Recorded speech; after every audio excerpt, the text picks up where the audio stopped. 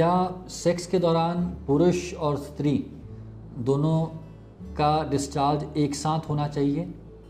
और अगर ऐसा नहीं हो रहा है, man and women if they are not able to have orgasm, उनका एक साथ डिस्चार्ज नहीं हो पा रहा है, तो क्या इसका मतलब ये है कि सेक्स ठीक से नहीं हो पाया? इस बारे में बात करते हैं इस वीडियो में। नमस्कार दोस्तों, मेरा नाम डॉक्टर प्रवीण त्रिपाठी है। मैं कंसल्टेंट साइकियाट्रिस्ट और सेक्सुअल डिसऑर्डर स्पेशलिस्ट हूँ।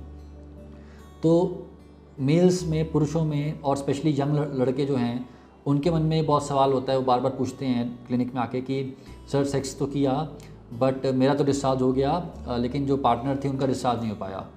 तो शायद उनको लगता है कि शायद वो ठीक से सेक्स कर ही नहीं पाए, और उनको लगता है कि नॉर्मल सेक्स का मतलब कि दोनों का डिस्चार्ज एक साथ हो जाए। अब ये डिस्चार्ज वर्ड जो हम यूज़ कर रहे हैं, ये ऑर्गेज़म बोलते हैं इसको कई बार हम लोग मेडिकली। देखिए, आमतौर पे पाया गया है कि पुरुष को डिस्चार्ज होने में जो समय लगता है, ऑर्गेज़म में जो समय लगता है, वो काफ़ी कम होता है इन कंपैरिजन टू फीमेल्स।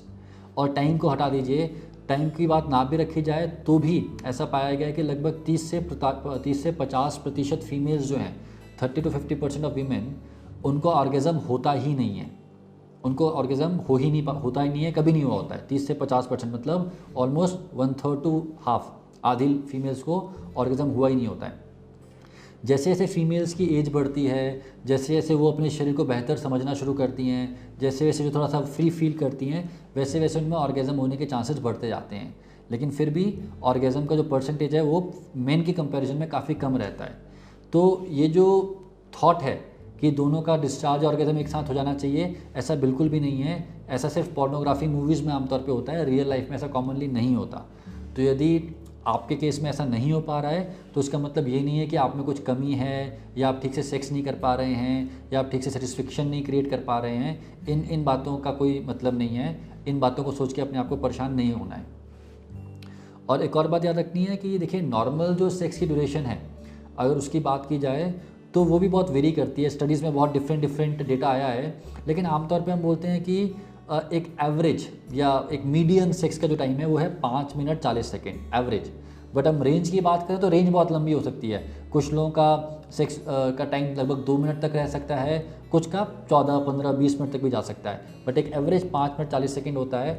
और प्री मैच्योर इजैकुलेशन बीमारी कब माना जाता है? DSM के हिसाब से, जो अमेरिकन साइकियाट्रिक एसोसिएशन की गाइडलाइन है, उसके हिसाब से अगर डिस्चार्ज बार बार 1 मिनट से पहले हो जाए तो इसको एबनॉर्मल माना जाता है। कुछ गाइडलाइंस जैसा ISSM कहती हैं कि अगर 2 मिनट से पहले डिस्चार्ज हो जाए तो उसको एबनॉर्मल माना जाता है। लेकिन अगर 2 मिनट के ऊपर जा रहा है तो फिर वो नॉर्मल ही माना जाता है। तो आपके पार्टनर को डिस्चार्ज हुआ या नहीं हुआ, वो हमेशा आपके ऊपर डिपेंड नहीं करेगा। और अगर आपका सेक्स का नॉर्मल जो टाइम है, जो टाइमिंग है, वो इस नॉर्मल रेंज में आ पा रहा है, तो फिर आपको अपने ऊपर एंग्जाइटी क्रिएट करने की अपने अंदर ज़रूरत नहीं है, क्योंकि आपकी सेक्सुअल फंक्शनिंग एक तरीके से नॉर्मल ही है। तो ये जो प्लेटफॉर्म्स हैं सेक्सुअल सॉल्व्स के और मी सॉल्व्स के, इसको हमने सिर्फ इसलिए बनाया है ताकि सेक्स संबंधी जानकारी लोगों तक पहुंचाई जाए। बहुत सारे यंगस्टर हैं, बहुत परेशान रहते हैं, बहुत दुखी रहते हैं, बहुत एंग्शियस रहते हैं, अपने नॉर्मल शरीर को भी एबनॉर्मल समझ के बैठ जाते हैं, और ऐसे लोगों की हेल्प करने के लिए ये प्लेटफॉर्म बनाए। आप चाहें तो इससे आप जुड़ भी सकते हैं। धन्यवाद, शुक्रिया।